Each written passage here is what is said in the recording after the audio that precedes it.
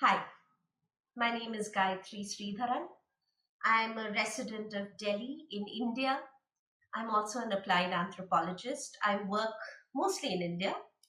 And I just want to quickly thank the team at WWNA for giving me this wonderful opportunity to record this talk, this little video. I also want to thank you for doing what you do, what you've been doing for the last 12 years, keeping the conversation going on why the world needs more anthropologists. So, congratulations on that. Today, they've given me the opportunity to talk to you, whoever is listening to this, to talk to you about um, a project that I failed at, a project that is a labor of love and it involves applying anthropology and it involves centering the periphery, believe it or not. Um, for the last decade of me working and calling myself an applied anthropologist, I have also researched purely, mostly for academic purposes. A small tribe, maybe about 6 to 7,000 members strong, living in a remote corner of the country that I think even Indians are not completely aware of. This tribe is called the Lisu. They're also called the Yobin. And they live in a state called Arunachal Pradesh. And Arunachal Pradesh is a fairly large state, but the part where they live, the Lisu tribe lives, it resembles a little finger. Like it looks like on a map, it looks like a little finger stuck in some sort of a pot pie, and the pot pie being northern Myanmar. Um, this stretch of land, which looks like a little fingerling, is actually, of course, on the ground, it's quite large. And it is home to one of the largest national parks and tiger reserves that India has. It's called Namdapha National Park. It's home to a wonderful range of flora and fauna. I mean, park authorities, wildlife authorities discover a new, species of flora or fauna there every year. It truly is a celebration of clean air, water, and nature.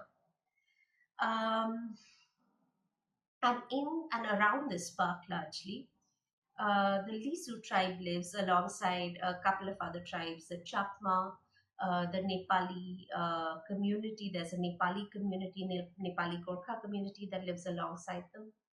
Um, the Lisu have lived in these parts for several decades, preceding India's independence and then stretching into, of course, to the present day. Um, I was intrigued by their story, and I visited them for the first time in 2013. And of course, I found that they struggled for a lack of public infrastructure, roads, electricity. They struggled for a lack of access to health, to governance, to education, to subsidies, everything that the rest of us in the mainstream kind of take for granted. Um, we know that we're entitled to, but for that community, because several families lived inside the park and many families were cut off because of the park.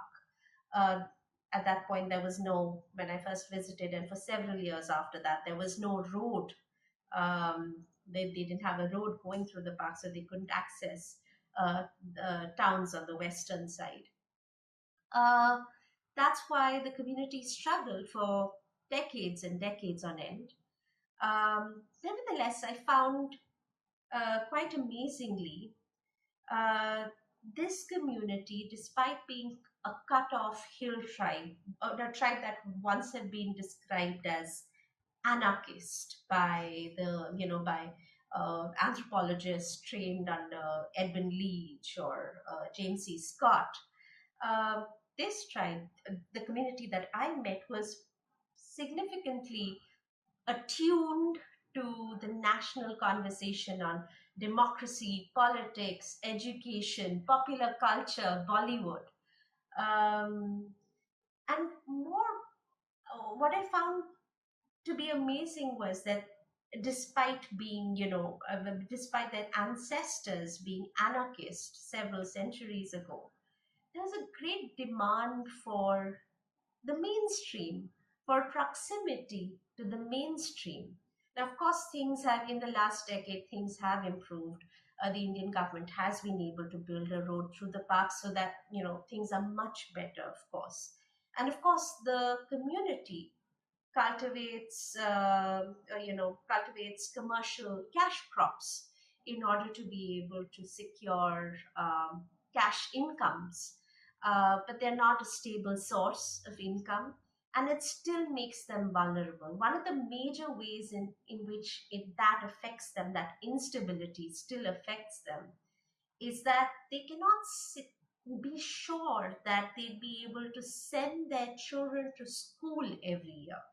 They might be able to send a child to school for the first 2 years, or for the third or fourth, or maybe even through primary school, but maybe not after that, maybe not right after the 10th, maybe not for extra tutorial classes, which are a thing in India. um, that is something that has bothered the Lisu for a long time. And since I've researched them and I've written papers, and according to some tribal elders, I have gained some amount of attention as a result of that. Um, I was, some people sat me down in 2019 and gently, politely asked me, how are you going to give back to the community that has helped you so much? So that was where my experience trying to move from being a purely academic observer to becoming an applied practitioner in that scenario. That's where that started. I asked them, how do you want me to apply myself? What would you like me to help you with? The demand was for a school. Help us build a school, help us fundraise.